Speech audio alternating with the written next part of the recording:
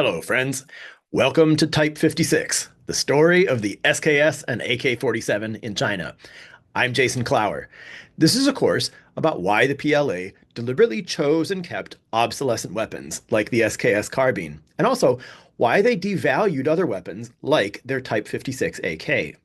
Today we're starting Unit 2 when the leaders of the Chinese military have to decide how they're going to defend their country after the Korean War.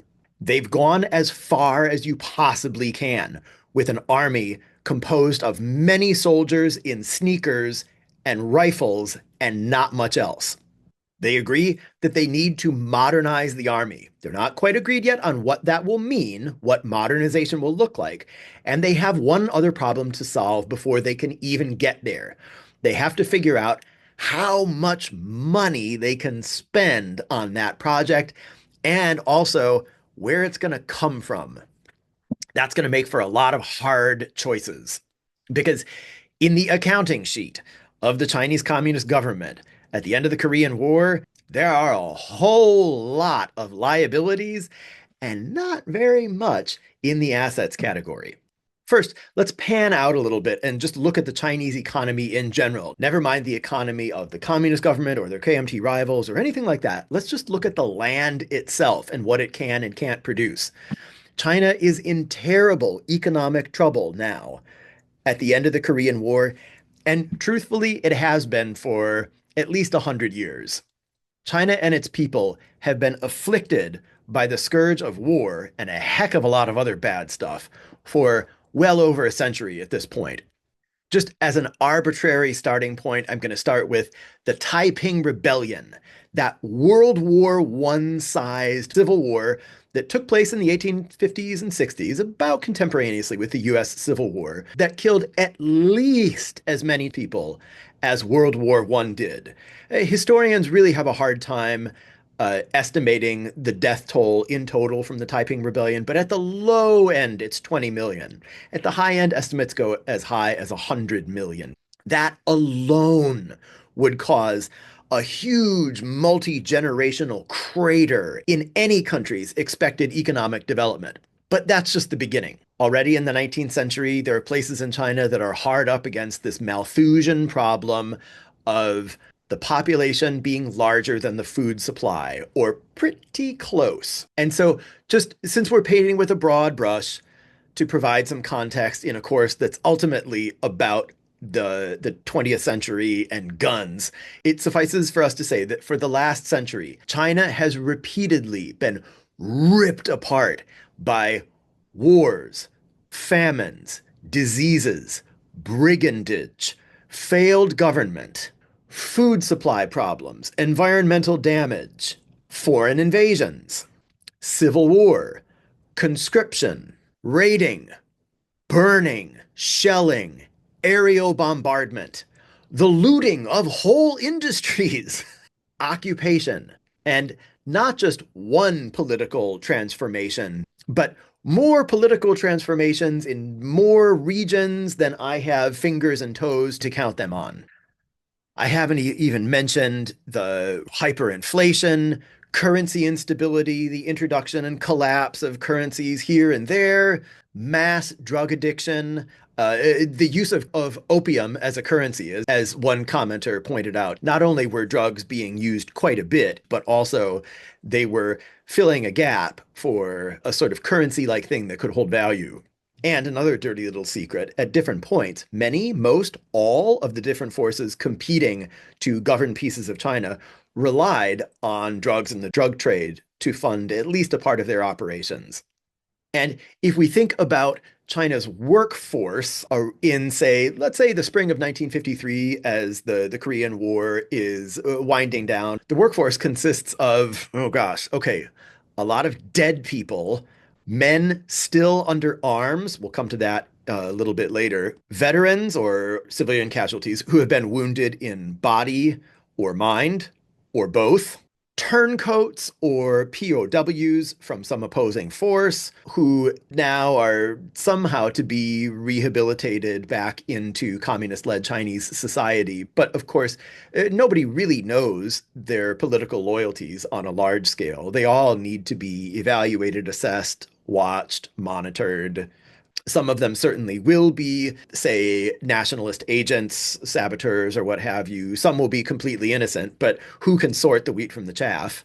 Some of the workforce are people who have been surviving by means of crime. That could be brigandage, drug trade, various types of vice. Probably most of them had little choice, but that harms people and doesn't necessarily leave them ready to spring back into the regular, respectable workforce. The workforce also includes lots and lots and lots of people who are illiterate or semi literate, people who do have educations, but who have fled to Taiwan or Hong Kong or Macau or to foreign lands entirely, somewhere where you can make a decent living and raise a family in peace. Can't blame them. And those people are basically never coming back. There was a time in the Republican period when, even though the mass of the Chinese labor force was very, very, very undereducated, there was a thin crust at the top of people who had excellent educations, world-class educations. There were some fine engineers and scientists, trained, many of them at the best universities in Europe and the Americas. They're mostly gone. They had options. They're not going to hang around with their kids and spouses to see what blows up next. Can't blame them. So there goes the best of our brain power drained away. And there are still some people left in the Chinese workforce who had some experience working in the small but not inconsiderable Chinese industrial sector. But those industrial workers who have survived and are still fit to work, many of them don't have factories to go back to. They've long since been blown up or shipped back to Moscow. So, friends, I ask you what you would do. I'm putting you in the shoes of the Chinese top military and party leadership in the spring of 1953 as you see Korea preparing to wind down. You have to plan China's defense now with this economic disaster on your hands. Somehow you have to modernize your military after spending 3 years using like cobwebs and pocket litter to try to fight the most prosperous country in the history of the human race. Somehow you survived to this point and held on to power. Now you have a tiny short breather. You don't think it's going to last long before the Americans hit your beaches directly this time. So you got to decide quick, what do you have to work with? Well, the one substantial military asset you have right now is men. During this period, sort of end of Korea, 1954, leading into 1955, the PLA, its total numbers move around between the mid 3 and mid 4 millions. Let's just call it around 4 million roughly. That's about the population of Finland at that time. Communist China has been spending between one third and one half of its national budget on its military.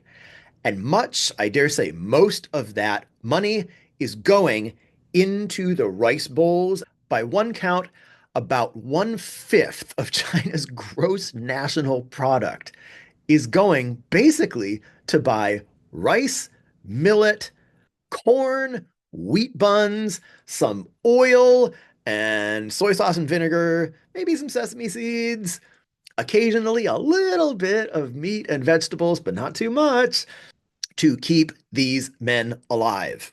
That is where a lion-sized proportion of the government budget and really the wealth of the whole country is going. They're basically spending way more than they can sustain to buy food to feed a meat wall that will hopefully slow down the US Marines when they hit the shores of Bohai Bay, less than 100 miles from Beijing. And right now, at the tail end of Korea, that's about all the PLA has got. A big, great wall of 4 million dudes who are meat sandbags with rifles. I'm sorry to put it so starkly, but you should see what their own leaders are thinking about them at that very moment. See, the leaders already know, they've already agreed that they need a modern force. And sadly, they know that the guys who are currently in their army, almost all of them have to go.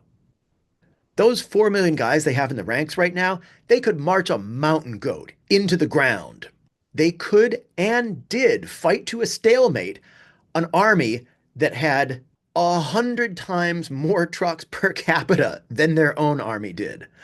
An army where a regiment had as much firepower as one of their own corps.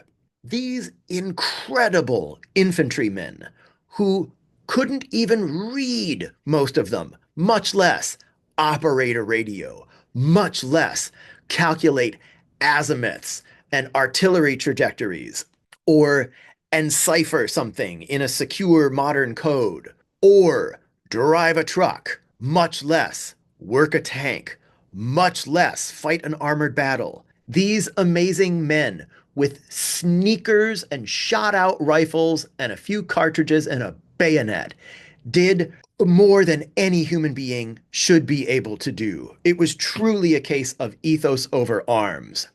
And their officers were grateful for that, but they were candid in their understanding that sadly, those surviving soldiers had to go. China now needed specialist soldiers, chemical warfare people, engineering people, signals people, mechanics, aviators and aviation support troops, artillery soldiers, electronic warfare people, code makers and code breakers, personnel specialists, staff colleges where they could turn infantry officers with maybe an eighth grade education into leaders of soldiers who didn't yet exist, who could slowly drag the PLA rung by rung up a ladder toward a goal far above them called modernization. First to a World War I level of competence, then much later into a World War II level of development, gaining inch by inch against more modern armies. I mean, not even like the Soviet or US militaries. That was out of reach. Heck, not even the British. By this point, the British already had their own nuclear weapons. But maybe they could get to the point where the Belgians had been. And sadly, the PLA had to acknowledge almost nobody in their existing army had the potential to be those future soldiers. Practically everybody, officers and men, was going to have to get riffed, reduction enforced, laid off. That is a hard pill to swallow, I'm sure, for any commander, for any officer or soldier who knows that his career is coming to an end and that the service that needed him so desperately before is now easing him out the door. It also created incredible problems for the Chinese personnel system that was run by an organ that I'm going to start talking about more and more called the General Political Department. We'll wait for that staff organization system. But for now, just know that the General Political Department, the GPD, they were in charge of personnel matters, including soldier welfare and including soldiers' resettlement in the civilian economy. Now, think about this. Imagine that you're the GPD in Beijing and the general staff and the Central Military Commission, they've had their meetings about the force structure of the future, and they come along and they say, all right, comrade, your job is to figure out how we lay off 4 million men who have combat experience, wicked light infantry skills, and recent experience fighting wars of insurgency. And how you send them back to their villages if those villages haven't been blown up and find work for them, even though they have no useful civilian job experience. They're probably full of physical and mental trauma. Their families may very well be dead. They don't have wives.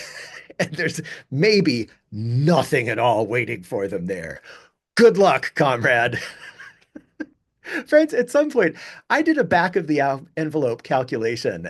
And if you really sent home all the useless mouths from the PLA in 1953, the soldiers who couldn't read, the soldiers who had been incredible mountain goat dog soldiers in the day when all you needed was a bag of millet and a rifle and a few cartridges, and you could raise hell behind enemy lines. If you sent them all home in most every county in China, you could raise a whole regiment of jobless light infantry hellraisers, one per county. Now, friends, as much as we might joke about the daftness of political leadership in our own countries, and as much as we're going to see misfires and bad ideas put into practice in the course of our own story in Beijing, these guys just knocked over and took control of the greatest empire on earth by size and population. And they, most of all,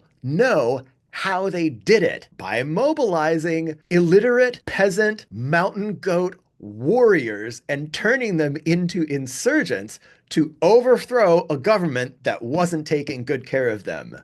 So they are not going to just call up each of these guys and have him pack a cardboard box with his belongings and send him home, if home even exists anymore, with just like an attaboy and thank you for your service.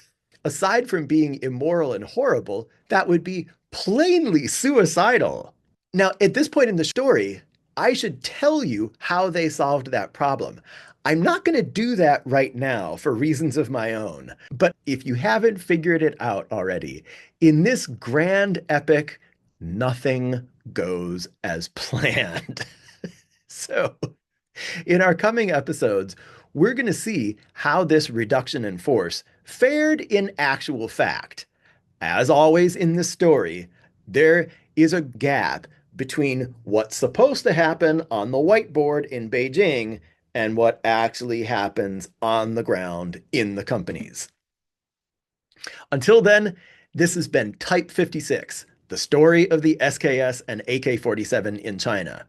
We have way more to come. If you like this sort of content, please like and subscribe. Please consider sharing. I'll rejoin you next time, and I'm already looking forward to it.